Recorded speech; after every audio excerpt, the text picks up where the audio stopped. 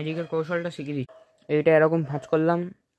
আসলে ওই ভিডিওতে দুবার স্কিপ করার মাধ্যমে ভাঁজটা হয়ে গেছে, কিন্তু ভাঁজ একবারই করতে হবে। এই যে এইটা আপনিও ঘরে ট্রাই করে দেখতে পারেন।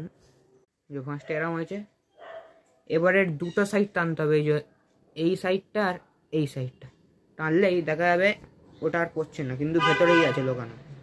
এই যে ভেতর থেকে পড়লো। এটা কমপ্লিট হল। এবার যেটা দেখাচ্ছিলাম প্রথমে, যে ব্যাগটা সম্পূর্ণ ফাঁকা আছে, আমার হাতের মধ্যে পাম্প করে একটা রাখা ছিল কয়েন।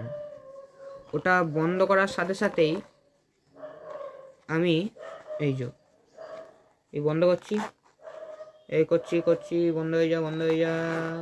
এই যে ভেতরে কয়েনটাকে ফেলে দিয়েছিলাম। Thank you.